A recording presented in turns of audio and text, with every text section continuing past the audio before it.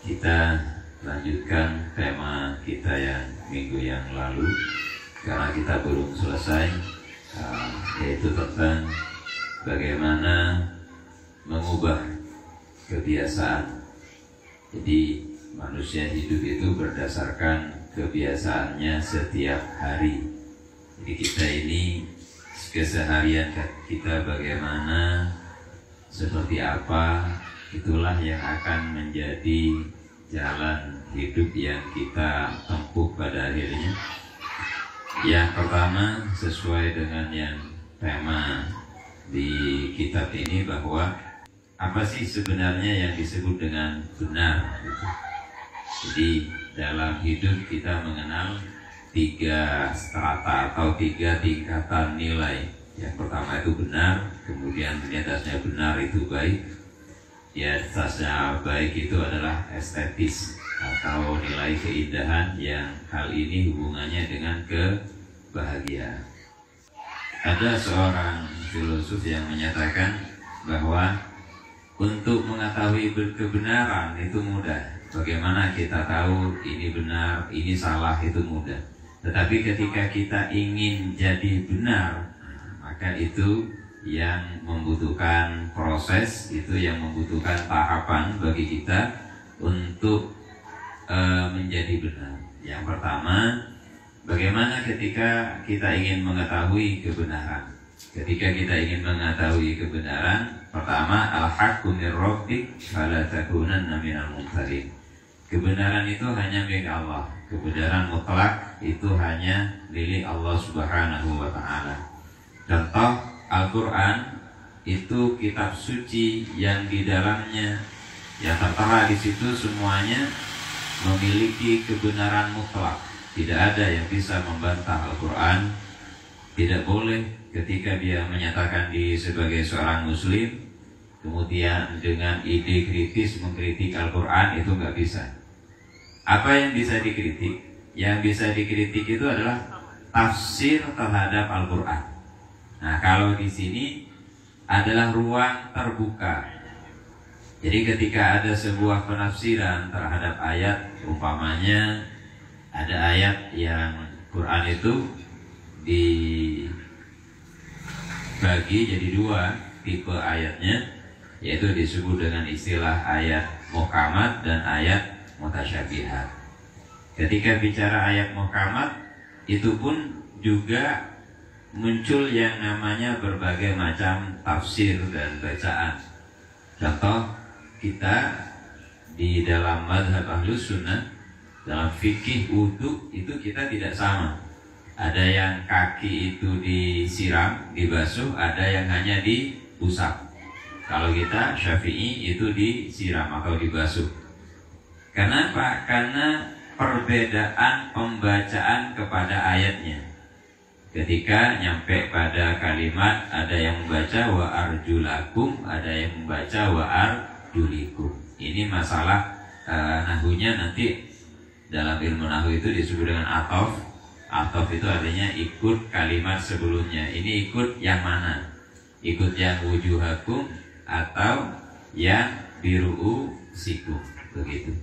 Maka kemudian muncul hukum fikih yang berbeda-beda, sehingga antara yang membasuh kaki ketika wudhu dan yang hanya ngusap saja, itu tidak perlu melakukan truth claim, istilahnya klaim kebenaran bahwa akulah yang benar atau akulah yang paling benar. Maka kita tidak bisa menyatakan itu, sehingga Allah ngasih batasan bahwa al-haqqu min rabbik, kebenaran itu adalah milik Allah, kebenaran itu berasal dari Allah Ta'ala. Terus manusia itu hanya belajar mendekati kebenaran. Jadi untuk menjadi benar, bagaimana kemudian langkah-langkahnya? Langkahnya yang pertama tentunya adalah dengan belajar dengan pengetahuan yang kita miliki. Seseorang untuk menyatakan sesuatu itu benar, itu kadangkala pilihannya memang harus menyalahkan yang lain. Ketika kita mau mengaku diri kita benar, maka kita kadang harus mengalahkan yang lain. Padahal filosofi Jawa itu sangat luhur menurut kami.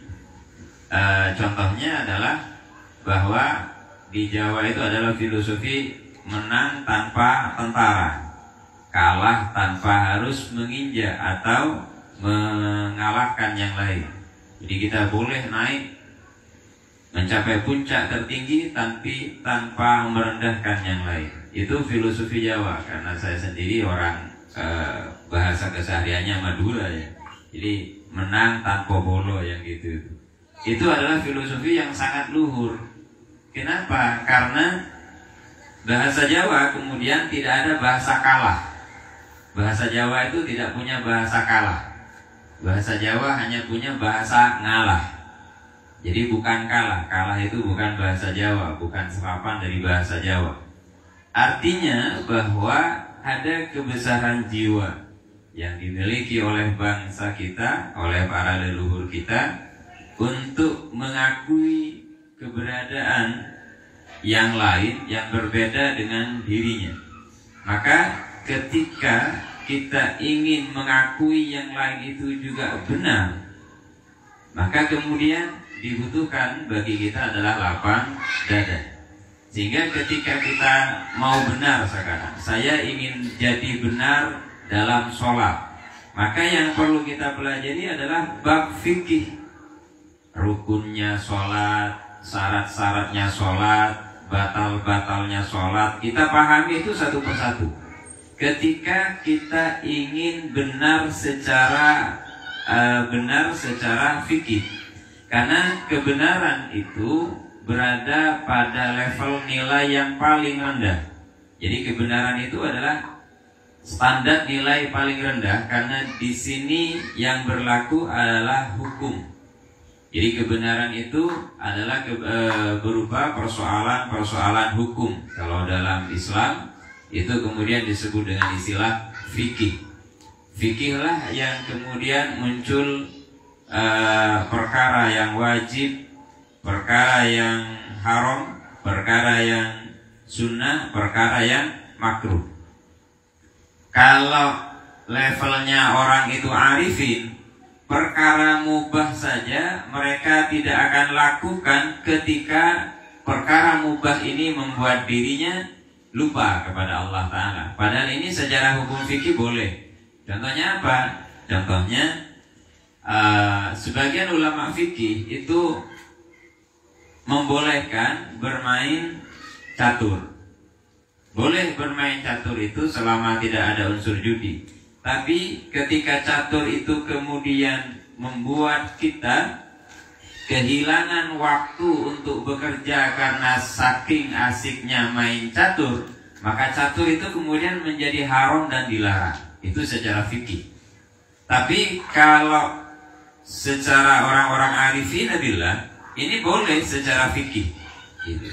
Tapi secara orang-orang yang telah mengenal Allah Ta'ala, kalau permainan ini membuat saya lupa kepada Allah, saya lalai dari Allah Ta'ala, maka permainan ini menjadi haram untuk dirinya, berlaku untuk dirinya sendiri. Tapi beliau tidak akan memfatwakan untuk diikuti oleh orang lain.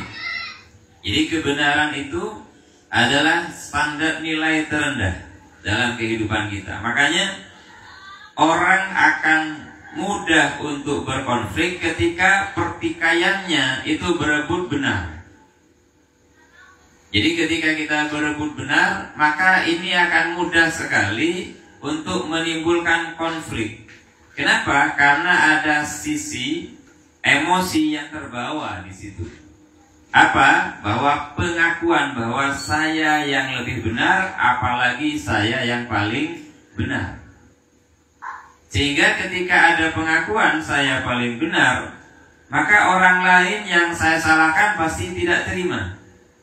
Makanya dalam beragama sebenarnya yang dibenarkan dalam beragama itu dialog, bukan debat. Karena debat itu akan menghasilkan dendam. Nanti yang dalilnya kalah akan mencari dalil lagi yang lebih kuat untuk menghantam dalil yang lemah, agar melemahkan dalil yang sebelumnya. itu kalau kita berada pada level benar, pada level kebenaran semata, sehingga agama yang dibawa oleh Rasulullah SAW itu kafah. Jadi kafah itu artinya jadi meliputi benar, baik, dan punya yang namanya nilai keindahan atau estetis. Nah, nilai keindahan inilah yang kemudian disebut dengan istilah kebahagiaan puncak. Artinya kebahagiaan tertinggi dari seorang hamba nanti ketika dia benar, baik, dan kemudian dia bijaksana, maka inilah syarat mutlak untuk menjadi manusia yang bahagia. Sehingga kalau untuk menjadi manusia bahagia, saya pengen bahagia tiap hari, Rabbana atina fid dunya hasanah. Tapi perbuatannya tiap hari tidak pernah benar. Maka ketika perbuatannya tiap hari tidak pernah benar, dia tidak akan pernah tenang, dia tidak akan pernah damai. Kenapa? Karena kesalahan itu yang menciptakan neraka dalam diri kita sendiri. Jadi jangan dipahami bahwa neraka atau akhirat itu atau ketidaknyamanan di kita itu nanti saja gitu. Apalagi ketika ada orang kalau doa namanya mudah-mudahan kita dapat syafaat Rasulullah nanti di yaumil kiamah. Emang ketika di dunia ada butuh tak syafaat Nabi itu? Ada sebuah ungkapan yang kadang kita pikiran itu melakukan pembenaran. Karena memang yang diumumkan melalui hadis itu bahwa beliau sallallahu alaihi wasallam adalah pemegang syafaatul uzma fi yaumil qiyamah. Syafaat paling agung di hari kiamat itu miliknya Rasulullah sallallahu alaihi wasallam. Terus akhirnya apa? Setiap kita ada acara, kita baca sholawat, atau ketika seorang MC, seorang penceramah, atau orang yang melakukan muqaddimah dalam setiap pembicaraan, mudah-mudahan kita dapat syafaatnya nanti yaumil qiyamah. Kalau di dunia ada butuh tak syafaat dari Rasulullah gitu. Sehingga yang kita butuhkan syafaat itu ya dari hari ini. Nah, kembali lagi ketika kita menyatakan demikian, kenapa kita tidak melakukan koreksi dengan ungkapan tadi bahwa kita butuh syafaat ulama itu, syafaat agung itu nanti ketika sudah kiamat. Kenapa pikiran kita tidak mampu melakukan koreksi dengan ini dan kita mengiyakan dan mengaminkan? Padahal yang disebut surga itu sebenarnya adalah ada di dunia juga ada di akhirat. Surga itu apa sih? Surga itu kebahagiaan. Kebahagiaan itu berarti ada di dunia, ada juga di akhirat. Ketika seseorang melakukan sebuah tindakan sesuai dengan tatanan yang ada, tata tertib yang ada, etika yang ada, maka orang ini tidak perlu khawatir. Dan bahasa kita sehari-hari apa namanya? Tak nyaman, tibi. Itu kita buang kalau sudah satu, etika kita baik. Standar perbuatan kita sudah sesuai dengan etika, sudah sesuai dengan norma, dan yang lebih penting pula kita tidak mengganggu hak orang lain.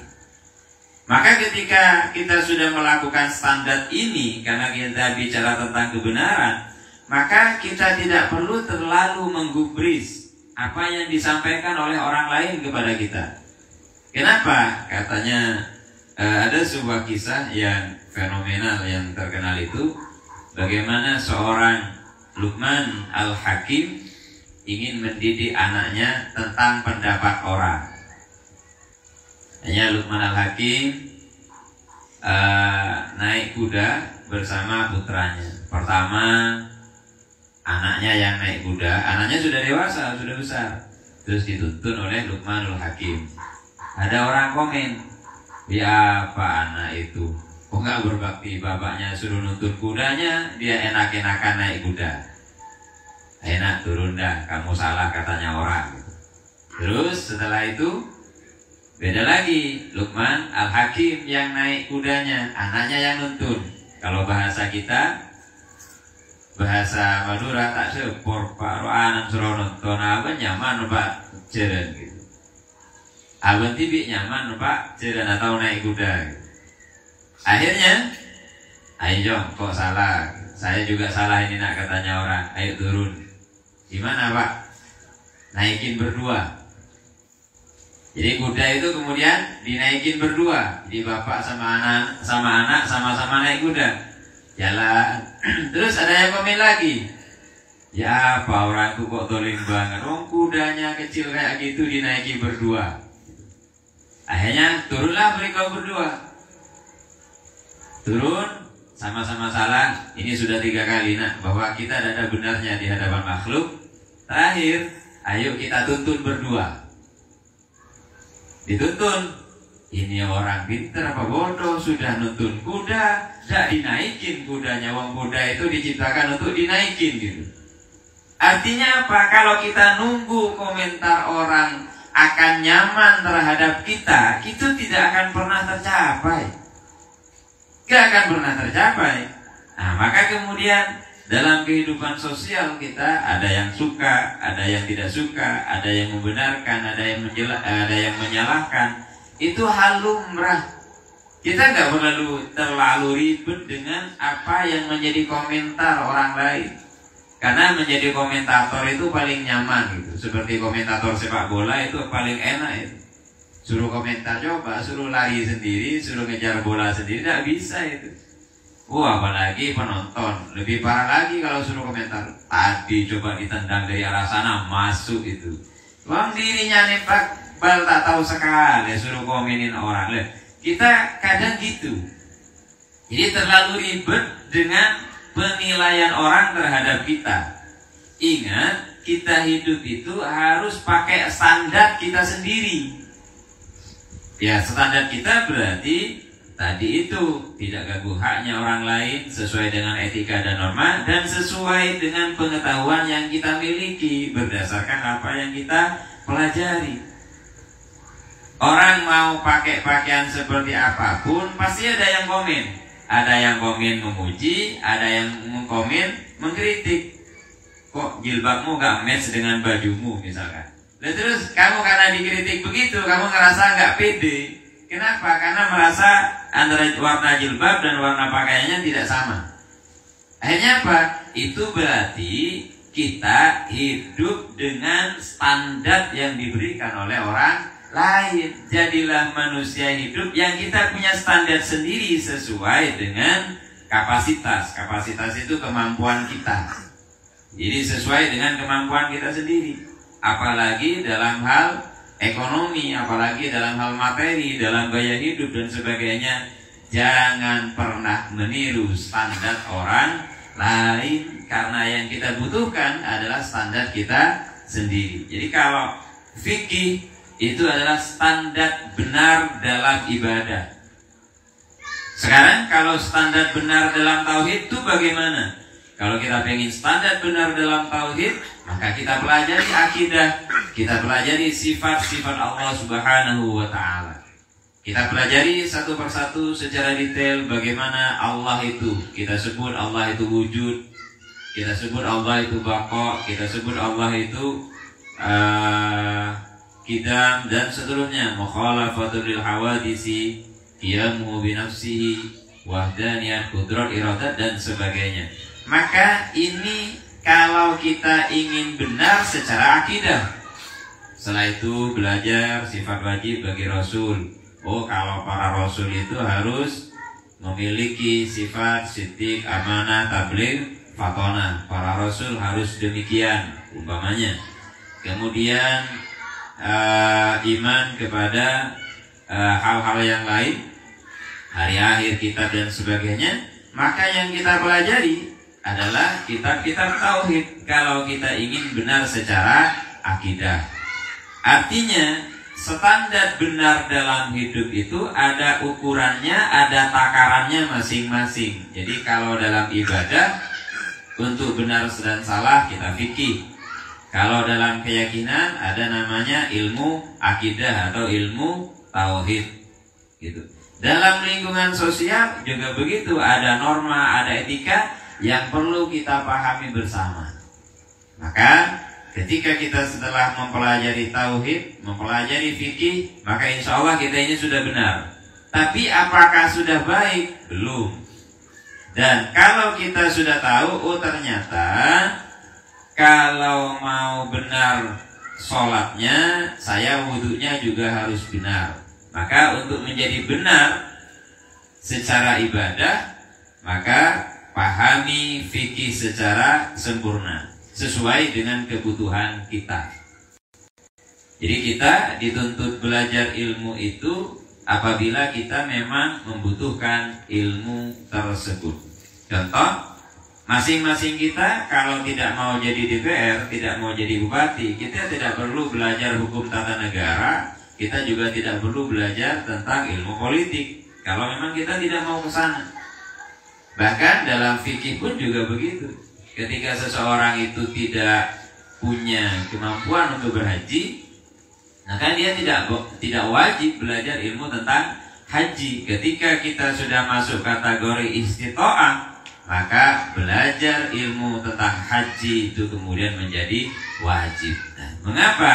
Karena kebenaran itu berasal dari Allah Ta'ala, dan Allah turunkan kebenaran itu melalui Al-Qur'annya. Dari Al-Qur'an oleh ulama kemudian di breakdown atau dipecah-pecah menjadi fikih, menjadi akidah, kemudian menjadi tafsir, menjadi hadis dan sebagainya. Seluruh ilmu pengetahuan kita ini sudah nyaman. Kita kan tidak pernah membayangkan bagaimana seorang Imam Syafi'i, beliau belajar hadis Rasulullah, beliau belajar perilaku Rasulullah dalam bab ibadah, kemudian muncul yang namanya pelajaran fikih, sehingga muncul yang namanya madhab seperti itu. Jadi madhab dan sebagainya secara fikih itu merupakan jasa besar dari para ulama-ulama kita. Kita ini tinggal terima beres gitu. Kita tinggal terima nyaman aja begitu. Sedangkan yang susah, bagaimana seorang Imam Syafi'i, bagaimana seorang Imam Malik melakukan konsep atau membenarkan konsep yang disampaikan oleh Rasulullah SAW.